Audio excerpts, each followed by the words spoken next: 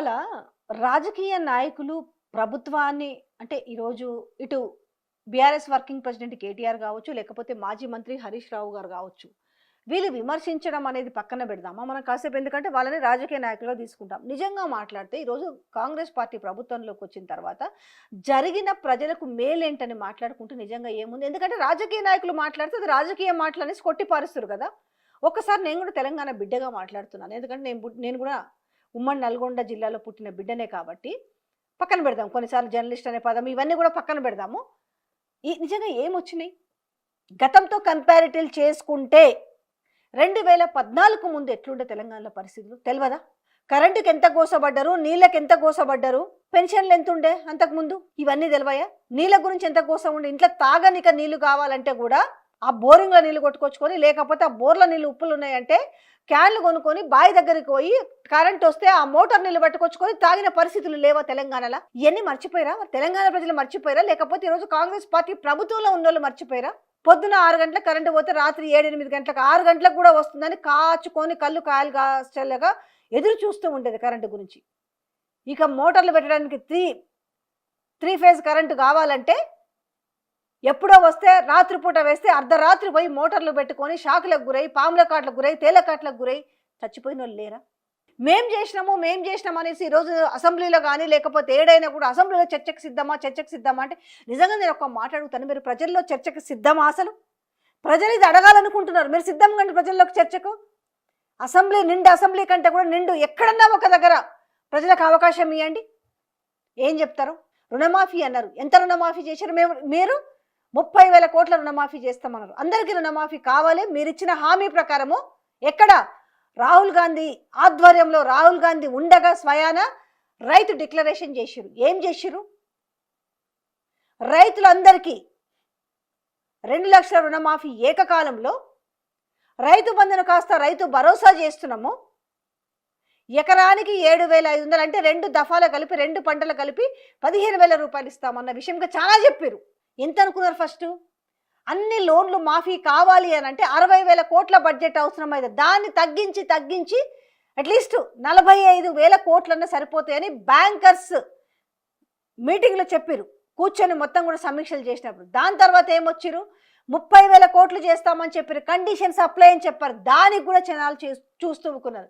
కానీ చేసిందంతా నాకు తెలిసి 17,000-18,000 కోట్లకు మించి కూడా చేయలేదు. కానీ మీరు చెప్తున్న లెక్కలు 21,000 కోట్లు చేశామని చెప్పినారు. అయినప్పటికీ కూడా ఇంకా 9,000 కోట్లు బాకీనే ఉన్నాయి కదా, మరి చేసిరా? అది సంపూర్ణమైన రుణమాఫీ ఎట్లా అవుతుంది అనేసి ఏ రోజన్నా మీరు ప్రశ్న వేసుకున్నారా? చాలా గొప్పగా ఎవరు చేయలేదు, మీరే చెప్పారు కదా నోటితోటి. డిసెంబర్ 9వ తేదీన ఒక్క రోజుల్లోనే ఏకకాలంలో రుణమాఫీ చేస్తామన్నారు. చేసిరా? కాంగ్రెస్ పార్టీ అధికారంలోకి వచ్చిన తక్షణమే రైతులకు ఏకకాలంలో 2 లక్షల రుణమాఫీ చేస్తాం. రెండవ డిక్లరేషన్ భూమి కలిగిన రైతులకు, కౌలు రైతులకు ప్రతి ఎకరాకు ఏడాదికి 15,000 రూపాయల పెట్టుబడి సాయం అందిస్తాం. ఉపాధి హామీలో నమోదు చేసుకున్న భూమి లేని రైతు కూలీలకు ప్రతి ఏడాది 12,000 రూపాయల ఆర్థిక సహాయాన్ని అందిస్తాం. ఎక్కడికి పోతే అక్కడ ఎంపీ గెలవాలి, పార్లమెంట్ సీట్లు గెలవాలని దేవుళ్ళ మీద ప్రమాణం చేసిరు, ఓట్లేసిరు. ఆ ఓట్లను కూడా మర్చిపోయారు కదా. సమ్మక్క సారలమ్మ సాక్షిగా, 1000 స్తంభాల గుడి సాక్షిగా, అక్కడి సూర్యుడు ఇక్కడ ఉదయించిన, భూమి ఆకాశం తిరగబడ్డా, తుఫానులు వచ్చినా, భూకంపం వచ్చినా, భూమి బద్దలైనా నేను మాట ఇస్తున్నా. మహిళలకు 2,500 రూపాయలు ఇస్తామని చెప్పారు. మహిళలకు 2,500 రూపాయలు అసలు ఊసన్న ఎత్తుతున్నారా? పెన్షన్ 4,000 రూపాయలు ఇస్తామన్నారు, ఇచ్చిర్రా? కానీ కేవలం ఈరోజు ఫ్రీ బస్సు, ఈరోజు అందులో అర్హులు కాదు అనర్హులకు కూడా ఫ్రీ బస్ అవసరం లేదు కదా. టికెట్ పెట్టుకునే కెపాసిటీ ఉన్న వాళ్ళకు, గవర్నమెంట్ ఎంప్లాయీస్కు, టీచర్లకు, వీళ్ళకి అసలు ఫ్రీ బస్ ఎందుకు? ఈ ప్రశ్న మాట్లాడుతుంటారు కదా, ఓర్వలేక మాట్లాడుతున్నారు అన్నారు. కంపేర్ చేసుకుంటే గత ప్రభుత్వానికి ఇప్పుడు కంపేర్ చేసుకుంటే ఏం మారింది అనేది మీకు తెలీదా? 400 రూపాయలకు సిలిండర్ అని చెప్పారు, 500 రూపాయలకు. సారీ, ఎంతమందికి ఈరోజు ఫ్రీ సిలిండర్ వస్తుంది? కామెంట్ రూపంలో తెలియజేయండి. మీరు గ్రామాలలో ఒక లిస్టు పెట్టగలుగుతారా? ఇంతమందికి వచ్చింది, రుణమాఫీ ఇంతమందికి అయింది. నేనేమంటానంటే మీరు పబ్లిక్లో పెట్టండి. అసెంబ్లీ కంటే కూడా, అసెంబ్లీలో ఎందుకంటే మీరు మాత్రమే మాట్లాడగలుగుతారు కదా. ప్రశ్నించే వాళ్ళకి ఎట్లాగో మైక్ ఇవ్వరు, మైక్ కట్ చేస్తారు. అదే మీరు పబ్లిక్లోకి వస్తే ఏం ఘనత చూసి మిమ్మల్ని గెలిపిస్తున్నారు అనుకుంటున్నారు? ఏమన్నంటే మాకు పార్లమెంటులో 8 వచ్చినాయి, మాకు ఇందులో 65 వచ్చినాయి, మేము అధికారంలోకి వచ్చినామని చెప్తారు కదా.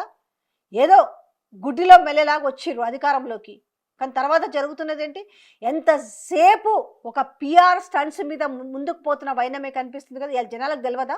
అందుకే కదా జెడ్పీటీసీ ఎంపీటీసీ ఎలక్షన్లో కూడా పెట్టే ధైర్యం లేక వెనకడుగు వేస్తున్న వైనం కూడా కనిపిస్తుంది కదా. ఈరోజు మీరు పెద్దలు వాళ్ళకి చెప్తారా? అవ్వాతాతలకు సమాధానం చెప్తారా? వితంతువులకు సమాధానం చెప్పగలుగుతారా? పెన్షన్ వచ్చే వాళ్ళకు, వికలాంగులకు సమాధానం చెప్పగలుగుతారా మీరు? పెన్షన్స్ 2 ఏళ్ల కాలం అయిపోయింది. ఇదిగో మేము వస్తే, ఇదిగో మేము వస్తే, రేపే రేపే రేపే అని మాట్లాడుతూ పెద్ద పెద్ద మాటలు మాట్లాడరు కదా. ఏమైనా ఈ ఆ పెద్ద మాటలని ఇలా తెలంగాణ ప్రజలు ప్రశ్నిస్తున్నారు కదా. ఎప్పుడు ఇస్తారు మహిళలకు 2500 అడిగితే ఏమంటారు? ఇంకేదో చెప్తారు. కేవలం మీరు చెప్పుకునే మీ దగ్గర ఉన్న గొప్ప అస్త్రం ఏంటిదంటే కేవలం ఆ ఫ్రీ బస్ అన్నది ఒకటి మాత్రమే. అద్భుతంగా చేసినాం, 10 ఏళ్ళ విధ్వంసాన్ని ఏముంది 10 ఏళ్ల క్రితం చెప్పండి. అసలు 10 ఏళ్ల క్రితం తీసుకుందాం.